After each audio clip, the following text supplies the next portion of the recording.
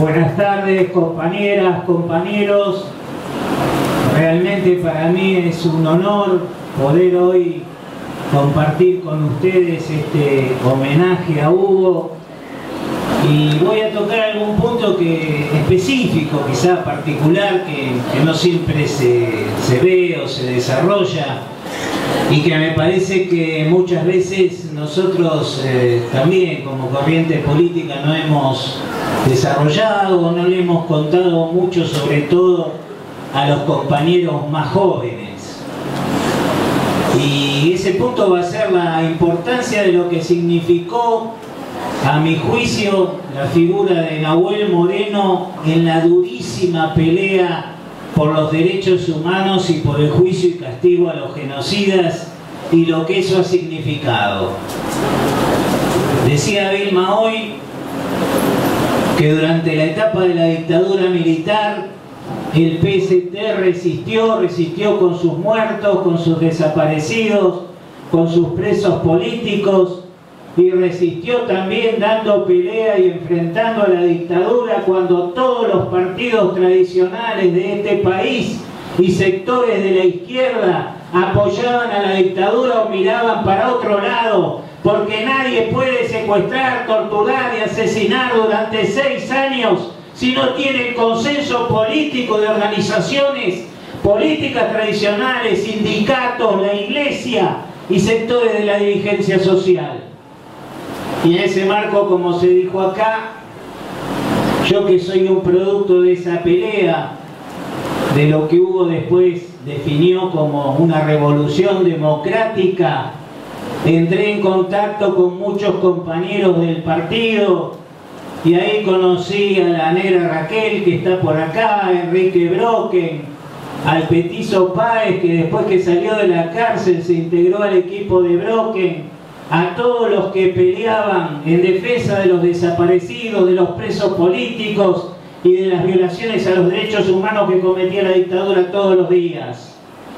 En esa pelea también todos recordamos a Luis Zamora, que tuvo un rol muy importante en esa etapa. Y como se dijo acá, en 1982 cae la dictadura. Hay un trabajo de Hugo que es 1982, comienza la revolución. Y él dice, comienza una etapa de una revolución democrática, lo vimos también en el video. Una revolución democrática que va a cumplir una serie de tareas muy importantes en camino hacia la revolución socialista. Él se lanza a construir el MAS, y se lanza también sobre la base de 3 consignas fundamentales, que fueron el no pago de la deuda externa, la Asamblea Constituyente y la necesidad de juicio y castigo a los dictadores, a los ejecutores y responsables del sistema de terrorismo de Estado. El 14 de junio de 1982, con la suerte sellada y la derrota de Malvinas, estalló el régimen de la dictadura. Cayó la junta militar y asumió Viñones después de algunos días. Viñones ya no fue un presidente de la junta militar. Viñones fue un presidente del ejército. El entonces comandante en jefe del ejército, Cristino Nicolaides, salió a recorrer los cuarteles a ver si encontraba algún general que estuviera a cargo y se decidiera, digamos, y se hiciera cargo de esa situación, y en Campo de Mayo lo encontró a Viñones. Y a Viñones lo sostuvo solamente el ejército y también los viejos partidos del sistema que empezaron a nuclearse en la multipartidaria. Pero se abrió una etapa distinta, de un profundo carácter democrático, independientemente de la propia voluntad de Viñones por la debilidad tremenda de la dictadura, porque como dijimos antes, el 14 de junio estalla ese régimen. Y ahí se abre otra etapa, la del juicio y castigo a los genocidas. Y Hugo plantea que esta es una de las consignas fundamentales de la Revolución Argentina. Y esa fue una de las consignas centrales en la campaña de 1983 del MAS. Y siguió siendo hasta el día de hoy una de las consignas fundamentales que ha hecho que nos hayamos mantenido firmes a lo largo de todos estos años en esa pelea. Y con esa consigna llegamos al 83 y enfrentamos al alfonsinismo. Frente a Alfonsín, con su teoría de los dos demonios, frente a Alfonsín, que mandó primero a procesar y a enjuiciar a los responsables de las formaciones guerrilleras y después a los representantes de la Junta Militar Genocida, frente a Alfonsín, que sacó una comisión llamada CONADEP, formada por personalidades, algunas de las cuales habían intervenido en la lucha por los derechos humanos y otros nunca, empezando por Sábato, que fue un fiel intelectual al servicio de la dictadura, frente a Alfonsín, que quiso que se juzgara la menor cantidad posible de militares y le dijo a los fiscales y funcionarios del Poder Judicial que había que pedir las prescripciones y las anulaciones de las acciones penales en aquellos casos en los que hubiese pasado mucho tiempo desde que los delitos fueran cometidos,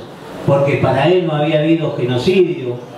Frente a Alfonsín, que dijo que los militares se tenían que juzgar entre ellos y por supuesto ninguno se juzgó, nosotros mantuvimos de la mano de Hugo y de estas consignas la necesidad de que se juzgara a todos, de que los juicios fueran ante tribunales populares como indica la Constitución Nacional y que se formara una comisión bicameral con participación de las víctimas y familiares de las víctimas e integrada fundamentalmente por las madres de Plaza de Mayo. Y la lucha siguió. Y siguió contra el punto final y la obediencia debida de Alfonsín. Y seguimos peleando. Y fuimos la primera fuerza política que empezó a levantar los proyectos de anulación de las leyes de punto final y obediencia debida. Fuimos los primeros que empezamos a dar esa pelea, acompañando siempre al movimiento de derechos humanos. Esta es una reivindicación que creo que es de la izquierda de conjunto, el único sector político que consecuentemente acompañó al movimiento de derechos humanos desde siempre. Y ya muerto Hugo, llegó el menemismo y sus decretos de indulto del año 89, pero aplicando la misma política enfrentamos también en los decretos de indulto y fuimos parte sustancial en la convocatoria de septiembre de 1989 en la marcha contra los indultos, que fue la más grande movilización en la historia de este país en defensa de los derechos humanos. Más de 200.000 personas marcharon ese día y la columna del MAS fue la más importante, compañeros. ¿Y por qué creo que es tan importante destacar esto? No solamente para que conozcamos nuestra trayectoria, que no está hecha solamente, y bien que esto es muy importante, de los compañeros mártires que murieron, que desaparecieron o que estuvieron presos durante tantos años, que resistieron al terrorismo de Estado de Perón, Isabel y López Rega, porque la AAA, a pesar de que muchas veces nos quieren hacer creer que es una creación de López Rega, fue una creación de Perón, porque nuestra corriente que resistió la dictadura militar genocida después siguió peleando por el enjuiciamiento y castigo. Y el enjuiciamiento y castigo tenía algo muy importante, no solamente el hacer justicia y mandar presos a los asesinos, tenía, como bien señaló Hugo, un punto fundamental. Iba en contra decisivamente de la naturaleza de las Fuerzas Armadas, y precisamente por eso, porque iba en contra de la naturaleza de las Fuerzas Armadas y amenazaba con destruirlas como el aparato que habían sido hasta ese momento Alfonsín, el PJ, la UCR, la Iglesia, la burocracia sindical, se esforzaron siempre por restringir los juicios y mediatizarlos. Pero de la misma manera que en junio del 82 cayó la dictadura militar genocida, el largo periodo de lucha que se abrió ahí a partir de pedir, exigir y movilizarnos en el juicio y castigo, y del cual nuestra corriente formó una parte muy importante, nos llevó a otro resultado, compañeros, que creo que es fundamental y que se logró muchos años antes de ahora. Ese resultado fue liquidar a las Fuerzas Armadas como grupo de poder, liquidarlas como alternativa al bipartidismo y como rueda de auxilio del imperialismo. Y eso quedó muy claro, compañeros, en el argentinazo del 2001. Si las Fuerzas Armadas hubieran sido a esa época lo que siempre habían sido, en el 2001 hubiera habido golpe de Estado. Las Fuerzas Armadas en nuestro país dieron golpe de Estado ante situaciones de mucha menor efervescencia y movilización popular que el 2001.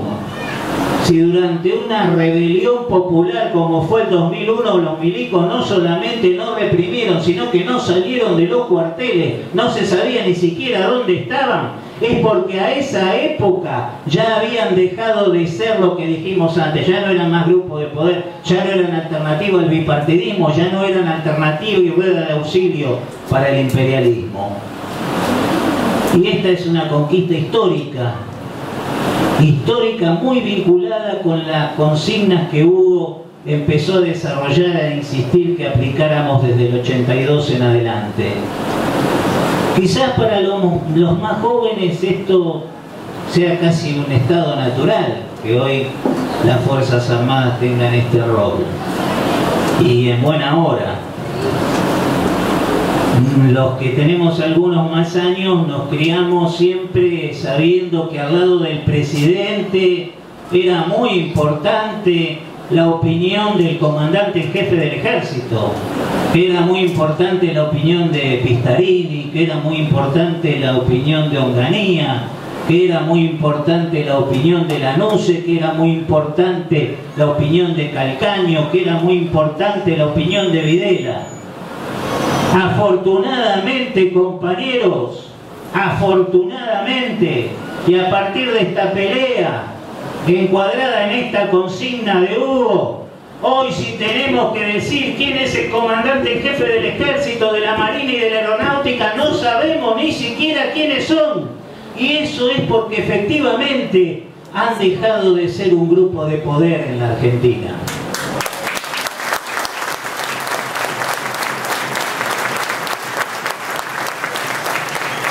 Bueno, compañeros, para ir terminando, quería destacar este aspecto. Creo que tenemos que desarrollar mucho esto para cuando nos quieren correr con los derechos humanos. Creo que es muy importante seguir el enjuiciamiento y castigo, pero creo que la derrota política de las Fuerzas Armadas con esas características ya se ha dado. Y quería hoy rescatar la figura de Hugo desde este aspecto, del terreno de los derechos y garantías democráticos y de esa consigna fundamental en la revolución democrática que él señaló como concepto a partir de 1982. Y por supuesto concluir diciendo que la mejor manera que tenemos para homenajearlo, para recordarlo, es participar en las luchas, en las movilizaciones, en todas las peleas que se dan y en la construcción de nuestra herramienta política. Gracias, compañeros.